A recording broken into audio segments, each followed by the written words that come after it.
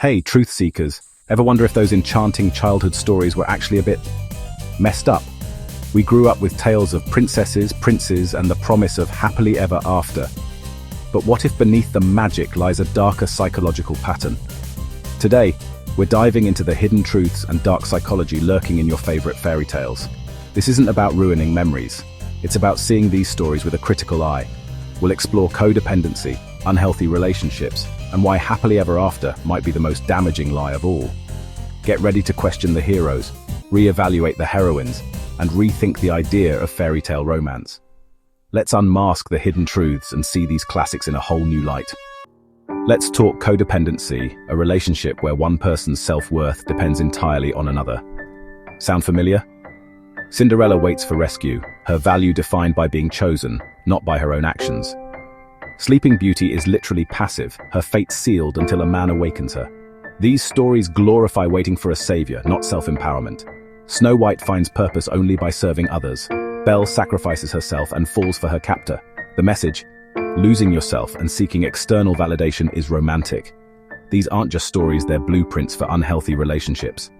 Codependency is presented as an ideal, not a problem. It's time to see these tales for what they really teach. Why dissect these stories now? Because they've shaped our ideas of love and relationships for generations. Princes rescue, princesses wait, roles we're taught to emulate. Internalizing these scripts leads to disappointment and dysfunction. We wait for someone to complete us, mistaking sacrifice for love. The happily ever after myth ignores the real work of relationships. By understanding codependency, we see how these tales set us up for unhealthy patterns. Our goal: challenge these outdated scripts and reclaim our own narratives. Let's write new stories based on equality, self-worth, and real connection. Fairy tales promise that love is effortless once you find the one. The story ends at the wedding, skipping the real work of partnership. Real relationships are messy, evolving, and require effort. The fairy tale illusion sets us up to see conflict as failure. Cinderella never faces real-life challenges. Sleeping Beauty wakes to a stranger. We measure our lives against a flawless, fictional standard. The myth whispers, if it's hard, it's not true love. Believing this blinds us to the beauty of real, imperfect relationships. Fairy tales glorify passivity, especially in heroines. Cinderella, Snow White, Sleeping Beauty, all rewarded for waiting, not acting. The message: endure suffering, be beautiful, and wait for rescue. This is codependency, outsourcing happiness and self-worth to someone else. The heroine is a blank slate, defined by her rescuer. Dependency is romanticized, creating power imbalances from the start. We're taught to wait for a magic fix, not to solve our own problems. This fantasy leads to learned helplessness and tolerating the intolerable. It's time to build our own ladders and climb out of the tower. Expecting real life to mirror fairy tales leads to disappointment. When reality falls short, we blame ourselves or our partners. The happily ever after myth leaves no room for the ordinary or difficult. Real love is happy for now, requiring effort and commitment. Comparing our lives to fairy tales erodes gratitude and contentment. We judge real partners against fictional perfection.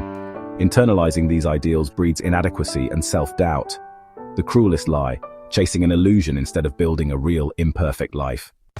What's fascinating is that the romanticized interpretation of fairy tales is a modern distortion.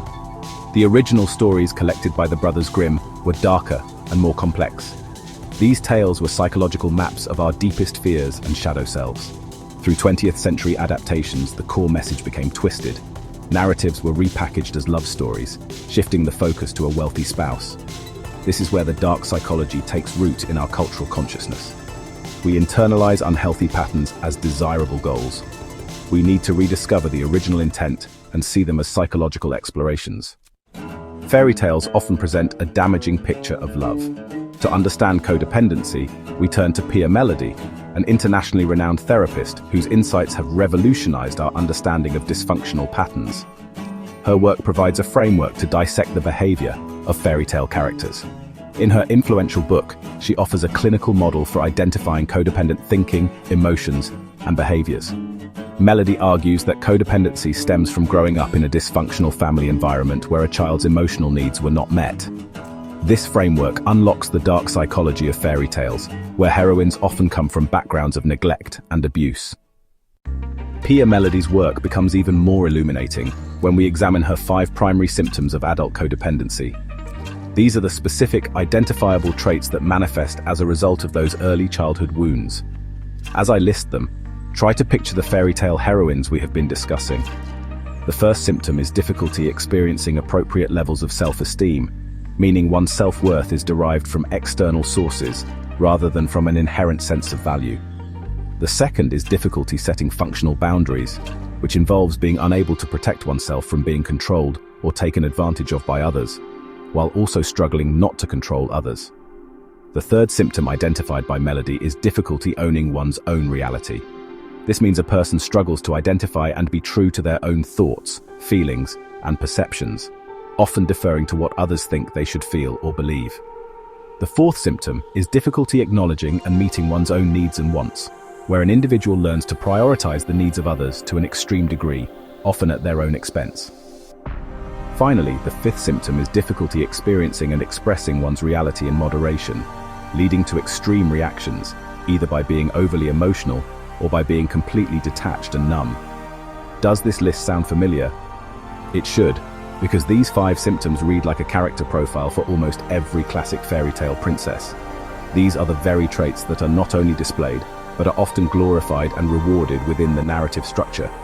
The heroines are celebrated for their lack of ego, their boundless self-sacrifice, and their unwavering focus on the needs of others. Their inability to set boundaries is framed as virtuous patience, their suppression of needs is seen as selfless kindness, and their ultimate reliance on an external rescuer is presented as the romantic ideal, the very definition of finding true love. This is the insidious nature of the fairy tale trap. It takes the symptoms of a painful psychological condition and reframes them as admirable feminine virtues. It teaches us to see codependency not as a wound that needs healing, but as a path to a happily ever after. By romanticizing these dysfunctional patterns, the stories normalize them, encouraging generations to aspire to a state of being that is, according to psychological experts like Melody, fundamentally unhealthy. The fairy tale doesn't just contain codependency, it actively promotes it as a recipe for romantic success, a dangerous and misleading message. Let's look at Cinderella through the lens of codependency. She's a textbook case, her self-esteem, non-existent. Worth is external, defined by abuse, then validated by the prince. No self-love, happiness contingent on being chosen. She doesn't decide, she waits for magic, a core symptom. Boundaries, non-existent. Exploited, abused, treated as a servant. No protest, no defense, no leaving. Helplessness is praised, a symptom of codependency. She's surrendered her rights, dependent on withheld goodwill. She doesn't own her reality, accepting her fate. She doesn't think she deserves better or question injustice. She suppresses her needs. It takes a fairy godmother to voice her desires. Her story is a plea for rescue, the ultimate codependent dynamic. She's not active in her salvation, but a passive recipient. It's not a love story, but a wounded person finding a savior.